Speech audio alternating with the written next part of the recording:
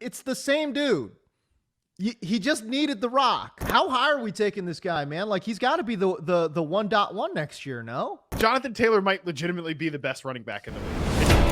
Look at the release. There's your separation. Great route. Stutter and go. Gets by clean. That is unbelievable. May be the greatest catch I've ever seen. Let's talk about Jonathan Taylor, man. Putting up a 50 spot against the Buffalo Bills. I just want to give this one stat in regards to Jonathan Taylor because he was just an absolute beast. The Bills defense had given up 5 total touchdowns to running backs all year long. Through 10 weeks, they had given up 5 touchdowns total to running backs. Jonathan Taylor got there in 3 quarters. That is absolutely freaking bananas, dude. Pretty good. That's pretty good. That's just insane. How high are we taking this guy, man? Like, he's got to be the 1.1 next year, no? Yeah, I put him at RB2, which would be, second overall pick. And if like we were drafting right now, because like you're taking your running backs early in the rest of season rankings, and man, I mean, who do you got ahead of him? I still have McCaffrey over him, right? Okay. For this year.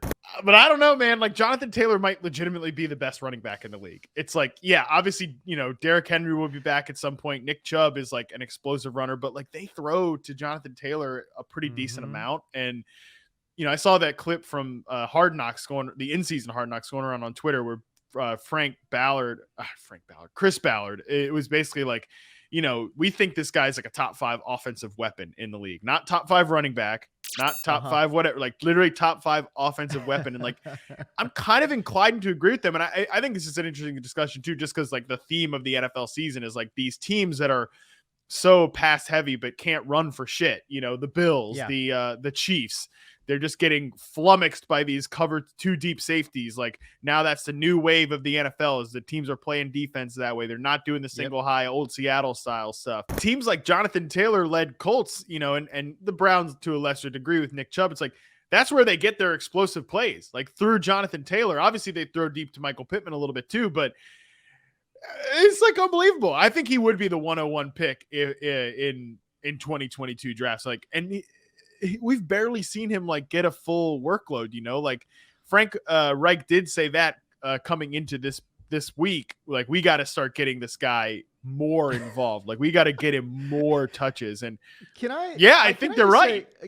Can I just say that this thing about what Ballard said, top 5 weapon in the NFL, it's like, my guys, it took you this goddamn long to figure this out. Like, do you remember what it was like last year? It was like literally anyone but Jonathan Taylor. It's like, we want to get Marlon Mack involved. When he goes down, we want to get this other dude involved. We want to get Nyheim Hines involved. And like all of a sudden, it's like, okay, it's the same dude. He just needed the rock. But he did get 35 touches yesterday, which was the season high. Yes. So that makes sense. I hear what you're saying. Like, the problem for them is like, Nyheim Hines is a good player. Like, we like Hines, but they're like using him more in ways to like dictate personnel. Like, you throw Nyheim Hines out there, like, and you move him out to the slot, he can run good routes. Like, he can get open against like linebackers in space, stuff like that. So for sure, I think they're like slowly moving in the right direction where this is just going to be like Jonathan Taylor lock in 25 touches every single week.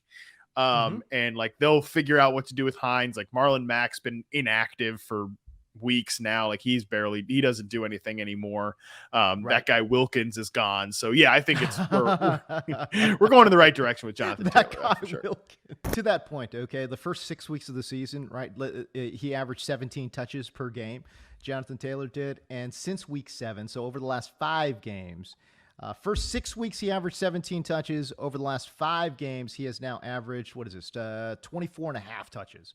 So a significant boost in total touches for Jonathan Taylor. Obviously, that was aided considerably by his 35 touches or whatever it was here in week. Even the week 11. before though, 27.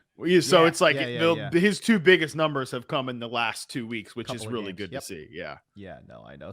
I don't know what happened after week 6, but something flipped where they're like, hey, you know what? We should probably just get this guy the ball a hell of a lot more. We should probably win more games. How about that? That was what happened. that? Like they going into week 6, they had 4 losses. Dude, that's They were a good 1-4. point, actually. That's actually a good point. Since week 7, they're actually 4-1. Man, I love that point that you make about cover 2 as well. You know, it's like, you know, it's just light boxes in there. Jonathan Taylor's probably just like, oh, this is great. Only 7 guys in the box. This is great. Let's go. You know, let's just do this damn thing.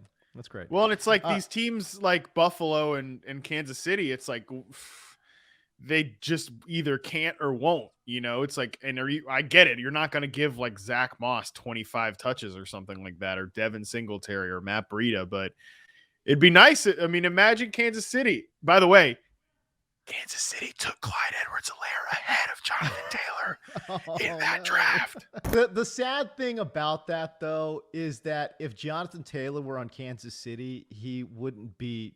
This.